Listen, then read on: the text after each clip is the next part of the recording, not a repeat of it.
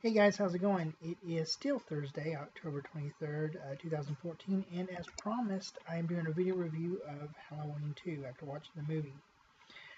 Um, this movie takes place exactly where the first one left off. Um, Laurie, Jamie Lee Curtis returns as Laurie Strode, Donald Pleasence returns as Sam Loomis, Nancy Loomis returns as Annie, who I forgot her name in the last video. Sorry about that. Um, like I said, it takes place right after the events of the first one.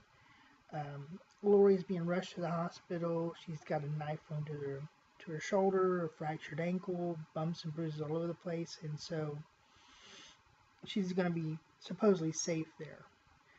Now, at the end of the last movie, Donald Pleasence shoots Michael Myers out the window. And this movie begins with Loomis teaming up with the Haddonfield Police Department to try to find Michael before he kills again. The film itself is probably one of the more superior horror sequels that's out there. Not as good as the first one. The first one's a classic, 4 stars, but I'd definitely give this one a 3-star rating. It is pretty good for a sequel. Now, the version I saw was the simple widescreen format DVD. Pretty nice cover, I think, in my opinion.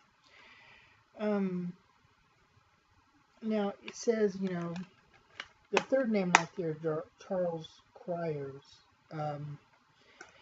He plays Sheriff Lee Beckett, and he was only that was one big condition that he comes back that he wanted his name above the title. He's actually not in the movie that much though. Now while it takes place the same night, it's actually filmed 3 years after the original. It's directed by a man named Rick Rosenthal. Now, John Carpenter was, of course, approached to do the second one, but when he wrote the original movie, he did not have a sequel. He did not have a sequel in mind for it. It was going to be a one-off film. Loomis shoots Michael Myers off the balcony, and that was it. The first Halloween has probably the most misinterpreted ending in cinema history. Michael Myers, the shape, is supposed to be a physical representation of evil. So when it shows that he's not on the lawn, that he's actually got up and walked away, a lot of people thought, well, they're leaving it open for a sequel, when actually John Carpenter was saying, you can't kill evil. You can stop it for a little while, you can defeat it for a little bit, but it ultimately will come back. Now, the reason I'm saying this is because that actually explains the ending for Halloween 2. Why they blow up half the hospital. Because John Carpenter wanted to end Michael Myers' story. This was it as far as Carpenter was concerned, that was it. Finite. Michael Myers is dead and buried now. Of course, there'd be more sequels to come out. None of them involving John Carpenter. At least, well, I take that back. The next one involves John Carpenter quite a bit.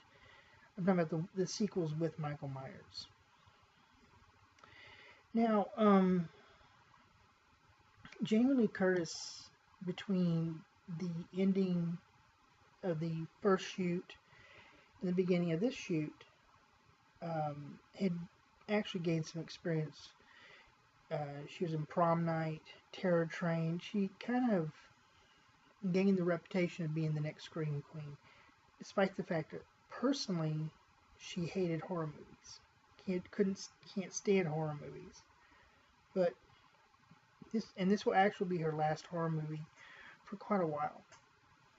Donald Pleasence, he's kind of riding this little gravy train that was Sam Loomis, and he still holds the record for the actor in the most Halloween films, second only to Jamie Lee Curtis herself and Danielle Harris.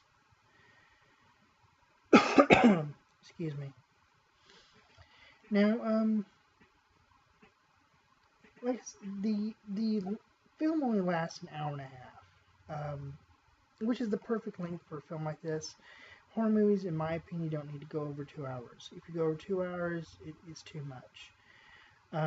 It's a nice little slice of horror. It's just perfect. Alright, well that's about it for right now, and I will see you guys later on.